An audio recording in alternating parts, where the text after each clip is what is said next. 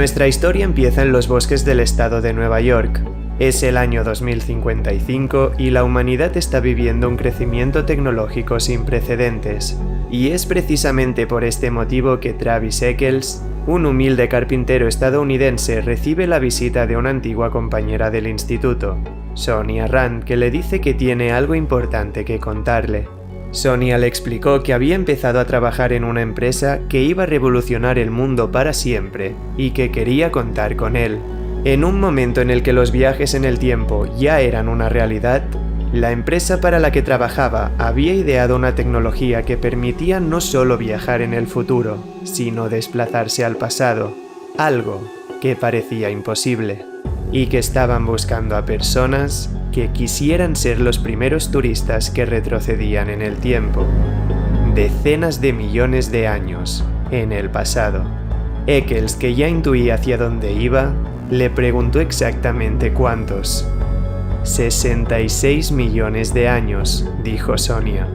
El viaje que le estaba proponiendo era en el Cretácico Superior, en la era del reinado de los dinosaurios, justo antes del impacto del meteorito que cambiaría para siempre el destino de la vida en la Tierra. Eccles, que desde pequeño había sido un apasionado de los dinosaurios y que siempre había soñado con poder verlos, sintió que podía cumplir un sueño que parecía imposible, y no dudó ni un solo instante.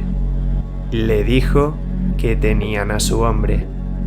Así Eccles acudió a las oficinas de Time Safari, la empresa dirigida por Charles Hutton, que está a pocos días de enviar a los primeros turistas a la era de los dinosaurios, con el objetivo de crear el safari que cualquier persona del mundo quisiera realizar.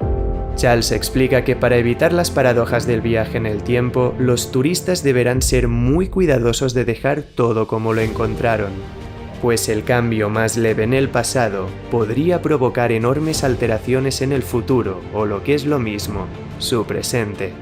Charles les advierte que únicamente podrán moverse por los caminos permitidos. Podrán ver a los dinosaurios, pero no interactuar de ninguna manera con ellos, ni con absolutamente nada del ambiente. Eccles y el resto de los integrantes de la expedición comprenden todas estas normas y las aceptan. Ese viaje a la era de los dinosaurios les espera. Y fue así como el 28 de mayo de 2055 llegó el día de la verdad. El momento en el que Eccles, que se sentía ya parte de la historia de la humanidad, se dispuso a emprender ese viaje. El momento en el que entró en una cápsula que lo iba a proteger del viaje temporal, mientras le decía a su yo de la infancia que habían logrado cumplir ese sueño. Acababan de retroceder 66 millones de años en el pasado. Estaban en el mismo lugar, pero muy lejos en el tiempo. Y con todos los recursos que habían sido traídos desde el presente por los ingenieros, Eccles y Sonia, la guía de la expedición, viajaron hasta la isla donde la empresa tenía pensado crear su parque de atracciones. Eccles sentía muchas cosas al mismo tiempo, pero por primera vez tuvo la sensación de que, jugando con las leyes de la naturaleza, estaban cometiendo un error que iba a salir muy caro. Al llegar a las instalaciones, todos cumplieron con las normas. Nadie podía salirse del camino. Era solo cuestión de tiempo que entre los árboles apareciera una de esas majestuosas criaturas. Eccles se sentía en otro mundo, viendo cómo estaba a unos pocos instantes de cumplir ese sueño. El problema es que de repente, ese sueño se convirtió en una pesadilla. Eccles vio que en una de las paredes de retención había unas marcas que, por lo que él conocía de los dinosaurios, solo podían pertenecer a uno. Los guías le dijeron que era imposible, que habían analizado las rutas de esos animales y que en esa zona solo había especies herbívoras. Pero entonces, entre los árboles, un mal empezó a acechar a los que se acababan de convertir en las presas del mayor depredador que ha visto la Tierra. En un instante, un Tyrannosaurus Rex emergió del bosque con una furia digna del rey de los dinosaurios. Eccles, aterrorizado, empezó a correr desesperadamente. No podía pensar en ningún camino. En su mente solo había instinto de supervivencia. Atravesó toda la zona lo más deprisa que pudo, hasta esconderse de la bestia. Había roto todas las normas impuestas y tras los segundos más largos de toda su vida, escondido bajo uno de los coches del safari, consiguió escapar de una muerte segura. Lo que no imaginó en ese momento es que la pesadilla no había hecho más que empezar. Al regresar al centro de control, Charles estaba totalmente enfurecido. No había respetado el sendero y había interferido con el ambiente natural de la zona. Eccles le preguntó que qué habría hecho él en su lugar, que si habría dejado que un tiranosaurio lo devorara. Si alguien tenía la culpa, era él por no poder garantizar la seguridad de los turistas. Charles, cuando se tranquilizó, le preguntó si se había llevado algo. Cualquier alteración en ese pasado cambiaría inevitablemente su presente al regresar. Eccles le prometió que no había hecho nada. Y cuando registraron su cuerpo vieron que en efecto no había nada. Y Eccles, junto al resto de la tripulación, pudo regresar al futuro. Todo el mundo lo sentía, pero nadie se atrevía a verbalizarlo. En ese viaje de vuelta, las cosas habrían cambiado. Y al volver a despertar en su cápsula, Eccles tuvo esa intuición, otra vez. Ese sentimiento que tuvo en el avión yendo a la isla, se estaba haciendo más fuerte. Y al salir de las instalaciones y volver al mundo real, todo se confirmó. No era el 2055 que habían dejado atrás. No era la misma ciudad de Nueva York. Nadie que conocieran estaba ahí. Era un mundo totalmente distinto. Un mundo que se regía por otras formas de comunicación y por un idioma que nadie de la tripulación comprendía. Una realidad paralela donde la humanidad que habían conocido y de la que creían formar parte ya no existía y nunca había existido. Era otra línea temporal. Algo había tenido que ocurrir en el pasado que habría hecho que toda la evolución del mundo fuera distinta. Rompieron la temporalidad y el futuro de la Tierra y de la civilización humana. Eccles en su interior sentía que él era el culpable de todo, pero a la vez se obligaba a pensar que no había interferido en nada en ese viaje al pasado. Aún así, una intuición volvió a resonar en su cabeza. Quizás sí que se había llevado algo de ese viaje, y cuando recogió las botas que había llevado en esa travesía, todo pasó a ser una evidencia. Y al darles la vuelta, lo comprendió todo. Había una mariposa aplastada. Huyendo del tiranosaurio, la había matado. Y fue aquello, la simple muerte de una pequeña mariposa, lo que había hecho que el destino del mundo cambiara para siempre. Eccles y esa mariposa habían condenado a la humanidad. Así es como uno de los autores de novelas de fantasía, terror y ciencia ficción más importantes del siglo XX cerraba el desenlace de un cuento que se convertiría en el preludio de la teoría científica que nos haría cuestionarnos las más profundas bases del universo y de la naturaleza humana. Era el año 1952. Ray Bradbury, escritor estadounidense, siempre había estado fascinado por la filosofía que se escondía detrás de un proverbio chino que rezaba que el aleteo de las alas de una mariposa se puede sentir al otro lado del mundo. Un poderoso mensaje que inspiró a Ray a escribir este relato en el que la muerte de una mariposa millones de años en el pasado podría sentirse en nuestro presente. Este cuento, al que tituló A Sound of Thunder, se convirtió en todo un éxito de ventas desde su publicación en la revista Collier's, hasta el punto de convertirse en el relato más reimpreso de su género y en todo un icono de la cultura popular. Ray solo sabía que había creado un cuento basado en el proverbio que había marcado su vida, y que se sentía orgulloso de ver cómo el mundo entero se sumergía en su historia sobre cómo son los pequeños sucesos los que escriben el destino de las personas. Pero lo que en ningún momento imaginó es que la mariposa de su historia terminaría por abandonar el reino de la ficción para llegar a la ciencia y darnos una teoría que lo cambiaría absolutamente todo. Con el relato de Ray, esa idea de que algo tan aparentemente sencillo como la muerte de una mariposa hace millones de años puede derivar en un futuro totalmente distinto, empezó a quedarse en el imaginario colectivo. Pero para la ciencia, que desde la formulación de las leyes de Newton había adoptado una postura totalmente determinista, Esta concepción era algo que debía quedar relegado a la fantasía. Todo tenía que basarse en la lógica y la intuición, y la idea de que una sola mariposa pudiera determinar el destino de la humanidad era de todo menos lógico, hasta que llegó un momento que, como tantas otras veces, vimos que estábamos equivocados.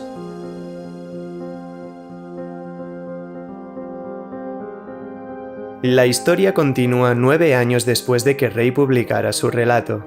En 1961 llega a Cambridge un matemático y meteorólogo estadounidense llamado Edward Lorenz, que por aquel entonces estaba centrando sus investigaciones en comprender las dinámicas atmosféricas y desarrollar predicciones meteorológicas más precisas. Ed había dedicado los últimos años de su vida a conseguir modelos matemáticos que permitieran hacer predicciones del clima a medio y largo plazo.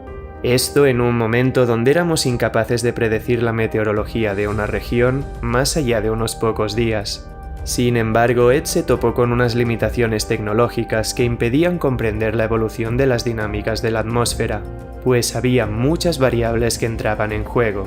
Si quería predecir el tiempo con total fiabilidad, debía tener en cuenta infinidad de factores como la temperatura, la presión, la humedad y la velocidad del viento. Muchas variables que los sistemas computacionales eran incapaces de congeniar. Por suerte, un conocido le recomendó que contactara con el MIT, el Instituto de Tecnología de Massachusetts, que por aquel entonces disponía de un avanzado ordenador capaz de realizar cálculos con un poder de computación sin precedentes. Ed, que ya disponía de cierto renombre, consiguió que la universidad le permitiera a él y a su equipo realizar investigaciones meteorológicas usando ese sofisticado equipo. Durante meses estuvo trabajando en comprender el lenguaje del ordenador y finalmente desarrolló 12 ecuaciones con 12 variables que el sistema podía entender y operar para así dar unos resultados predictivos de la climatología. Las predicciones no siempre eran acertadas, pero cada vez se acercaban más a la realidad. Parecía que Ed estaba dando con los modelos matemáticos que tanto ansiaba. Sin embargo, una mañana de 1961 vio unos resultados que le parecían un poco extraños. Quería validar esa secuencia de datos otra vez, por lo que para ahorrar tiempo volvió a reiniciar la simulación a la mitad de su curso. Para ello introdujo él mismo los números y dejó que el programa se ejecutara mientras él salió a descansar un rato, exhausto de esas interminables jornadas de trabajo. Unos minutos más tarde, él regresó y cuando vio los resultados, no podía entender nada. La nueva ejecución siguió a la antigua durante un tiempo, pero entonces ambas simulaciones divergieron por completo hasta describir un estado totalmente distinto de la atmósfera. No tenía ningún sentido. Había ingresado los mismos números, pero al final, el clima era radicalmente distinto en ambas simulaciones. El primer pensamiento de Ed fue que el ordenador se había roto o que en ningún momento había servido. Sentía que todos esos meses de trabajo habían sido en vano. Sin embargo, una compañera de su equipo, Margaret Hamilton, la matemática que más tarde desarrollaría los modelos que permitirían la llegada del Apolo 11 a la Luna, se percató de algo que Ed había pasado por alto. Le preguntó cuántos decimales había usado en esa nueva ejecución. Ed le dijo que 3. Margaret se dio cuenta entonces de que ahí estaba la clave. El ordenador estaba operando con 6 decimales y Ed había redondeado a 3, así que cuando introdujo esas nuevas condiciones iniciales, la diferencia de una parte en un millar había derivado en un clima totalmente distinto. No es que el ordenador no funcionara o que los modelos matemáticos fueran incorrectos, es que Ed y Margaret acababan de descubrir una propiedad de la naturaleza que hasta ese momento se había ocultado de nosotros. La lógica nos decía que si cambiábamos un poco las condiciones iniciales, el resultado apenas se alteraría, pero Ed estaba viendo como una ínfima diferencia en esas condiciones iniciales hacía que los resultados fueran totalmente diferentes, y Ed no tardó en darse cuenta de que para explicar lo que acababan de descubrir, se necesitaban unas nuevas matemáticas, unas matemáticas que se separaran del determinismo lineal e introdujeran una imprevisibilidad a lo que podemos conocer sobre la evolución de los sistemas. Y fue así como Ed puso los pilares de lo que bautizó como la teoría del caos. que defiende que hay sistemas en los que pequeñas variaciones generan grandes cambios que no podemos predecir debido a la enorme cantidad de variables que entran en juego. Ed entendió entonces que era imposible predecir el tiempo de forma fiable más allá de unos pocos días, porque cualquier pequeño detalle, cualquier variable que se modifique, puede cambiar las cosas. Porque el clima de la Tierra es un sistema caótico. La teoría del caos nos estaba diciendo que es más fácil predecir la posición de un exoplaneta en un sistema estelar a cientos de años luz de distancia dentro de 5 millones de años que predecir el tiempo que hará en nuestra ciudad dentro de 2 semanas. Pero pese a ello, Ed sabía que el caos no implicaba aleatoriedad. Toda la naturaleza tenía que regirse por leyes, por mucho que estos sistemas parezcan desorganizados.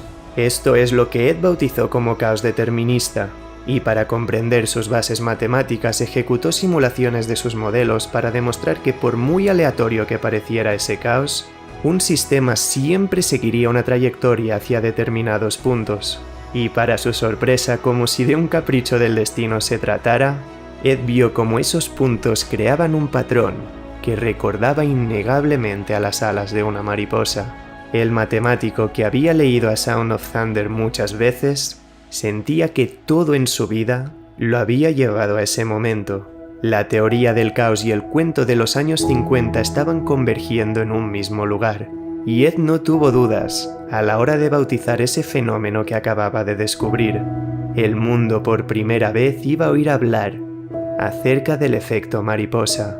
Todo parecía ser obra del destino, ese proverbio chino que decía que el aleteo de una mariposa puede sentirse al otro lado del mundo, ese cuento de rey donde matar a una mariposa en el pasado en la era de los dinosaurios cambia el futuro. Y ahora Ed, descubriendo que la naturaleza es caótica y viendo un patrón que recordaba las alas de una mariposa como expresión visual de su teoría del caos. No es de extrañar que ya en aquella época el efecto mariposa se convirtiera en todo un fenómeno cultural, pero sobre todo en una de las teorías físicas que más han cambiado nuestra comprensión del universo.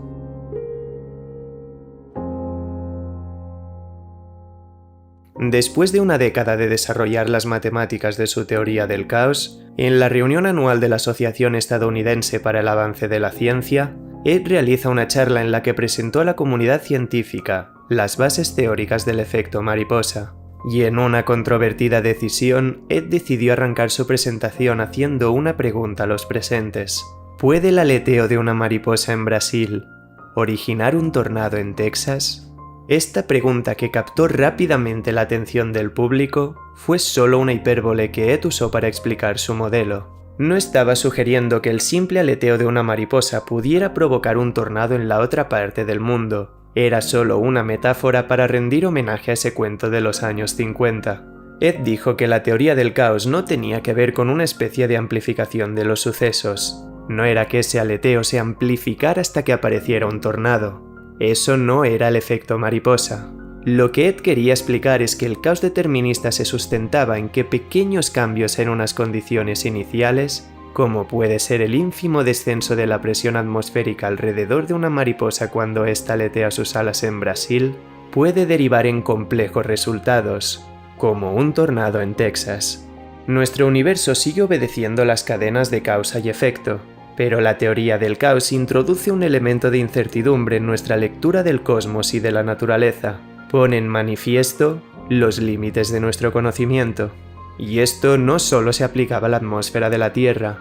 El efecto mariposa también se aplicaba al movimiento de los astros, al comportamiento de la bolsa de valores donde una ligera fluctuación puede causar una crisis en el mercado, en la conducta humana analizando la imprevisibilidad de los fenómenos sociales y por encima de todo, en cómo se escribe nuestra historia y la del mundo del que formamos parte. Porque tras tantos años desde su formulación hemos tenido tiempo de sobras para ver que esta teoría del caos nos estaba demostrando que son las pequeñas cosas las que escriben los grandes capítulos de la historia de la humanidad. Y basta emprender un viaje en el tiempo para comprender hasta dónde llega el efecto mariposa.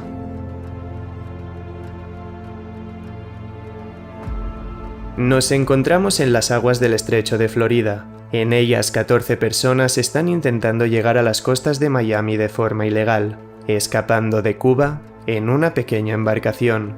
Entre ellas se encuentra Lian González y su madre, que quería huir con su hijo del infierno que vivían en su hogar, bajo el mandato de Fidel Castro. Por desgracia, una noche de esa travesía, una avería en el motor de la embarcación hizo que ésta se hundiera. La madre de Lian y 10 otras personas murieron ahogadas. El pequeño y los otros 2 supervivientes se mantuvieron a flote en un neumático durante varios días hasta que, contra todo pronóstico, 2 pescadores los encontraron y los llevaron a la costa de Florida. Milagrosamente, Lian había sobrevivido y sus familiares, que tenían una residencia en Miami, lo acogieron. Sin embargo, cuando su padre, que estaba divorciado y no sabía que su exmujer pretendía llevarse al pequeño a Estados Unidos, descubrió lo ocurrido, exigió a la embajada cubana que repatriaran a Elian. Los familiares del pequeño no querían que regresara a un país donde no tendría ningún futuro. El caso de Elian se convirtió rápidamente en un caso mediático, pues el gobierno de los Estados Unidos exigía la repatriación del menor, y es que con su madre fallecida, era el padre quien tenía la potestad de elegir. La familia fue amenazada varias veces al tiempo que la población cubana de Florida salió a la calle protestando por la decisión que había tomado la justicia, pero por desgracia, de nada sirvió. Las fuerzas del Estado irrumpieron en la casa donde vivía el menor y lo tomaron contra su voluntad para repatriarlo. Inmediatamente las calles de esa comunidad cubana se alzaron y el caso de Elian se convirtió en un tema con opiniones tremendamente polarizadas. Pero más allá del fenómeno público, el impacto llegó a la política. Todo este caso se desató unos pocos meses antes de las famosas elecciones presidenciales del año 2000.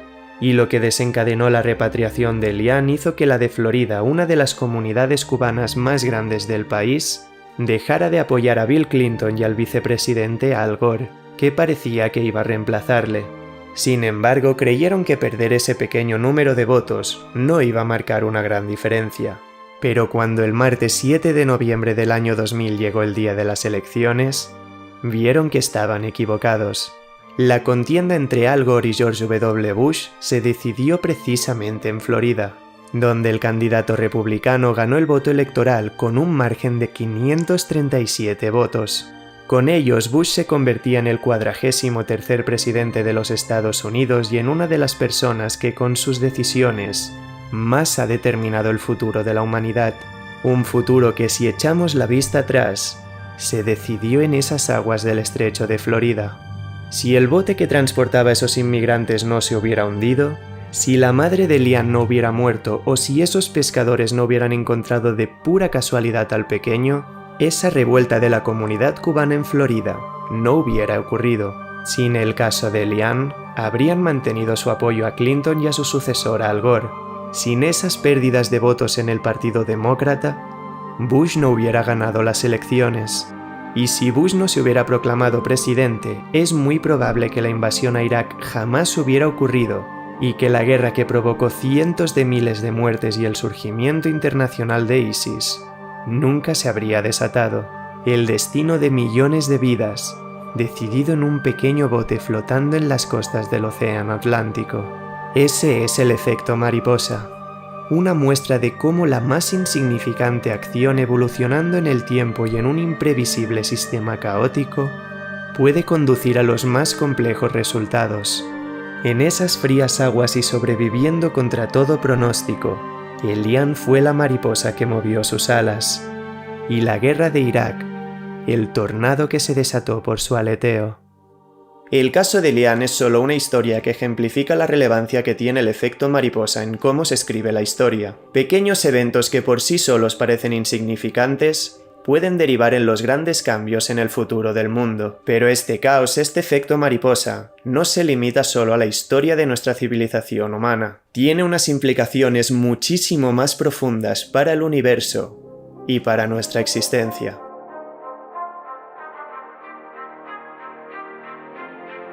Remontándonos 4.600 millones de años en el pasado, en el corazón de una de esas inmensas nubes de gas y polvo, una región de partículas colapsa bajo su propia gravedad, hasta que la temperatura en su centro de masas alcanza un punto en el que inician las reacciones de fusión nuclear. Una estrella acaba de nacer.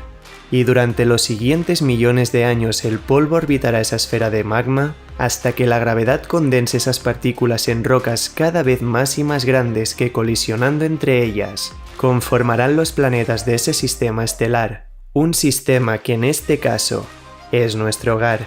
Esa estrella es nuestro Sol y uno de esos planetas terminará por dar lugar a la Tierra, el mundo que habitamos.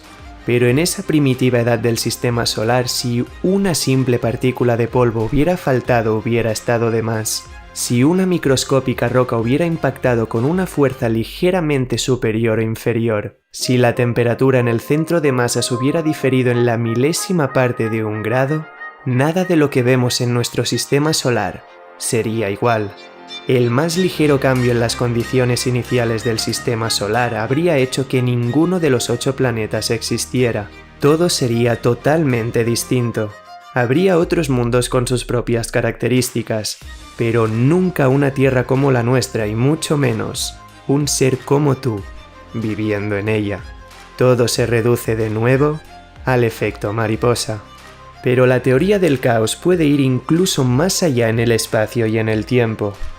En los albores del universo, cualquier colisión diferente en esa sopa primigenia de partículas elementales habría hecho que tras el inicio de la recombinación 380.000 años después del Big Bang, toda la estructura del cosmos hubiera sido distinta. Tal vez las temperaturas no habrían sido suficientes para que en el corazón de las nebulosas nacieran las estrellas. El universo jamás habría conocido la luz y para toda su eternidad todo habría sido oscuridad, y nada de lo que ha iluminado el cosmos habría existido. Estamos condenados a navegar por la incertidumbre del caos, a merced del efecto mariposa. Pero aunque el miedo a este fenómeno sea parte de nuestra naturaleza humana, no es difícil encontrar luz en él y ver cómo nos hace sentirnos importantes en un cosmos que siempre nos ha empujado a la insignificancia. Porque el efecto mariposa nos demuestra el impacto que todo, incluidos nosotros, tenemos en el universo. No nos dice que toda pequeña acción tendrá un impacto enorme, pero sí que nos dice que cualquier decisión puede cambiarlo todo. El efecto mariposa nos está diciendo que todo lo que hagas, por muy insignificante que parezca, va a cambiar el futuro de una forma u otra. Las personas que tomaron decisiones hace cientos de años sin saberlo, fueron las que tejieron el presente. El efecto mariposa nos demuestra que todas y cada una de tus acciones van a perdurar en el tiempo, que las pequeñas decisiones que tomes y que las cosas que hoy te parezcan insignificantes van a ser los pilares sobre los que las futuras generaciones se construyan, que de una forma u otra todos vamos a vivir para siempre, porque todos y cada uno de nosotros jugamos un papel en el universo. En este caos, nadie es insignificante, y es precisamente esa incertidumbre la que da sentido a la vida. Porque si el aleteo de una mariposa puede sentirse al otro lado del planeta, ten por seguro que tú con tus acciones y con tus decisiones puedes cambiar el mundo. Todo y todos dejamos una huella.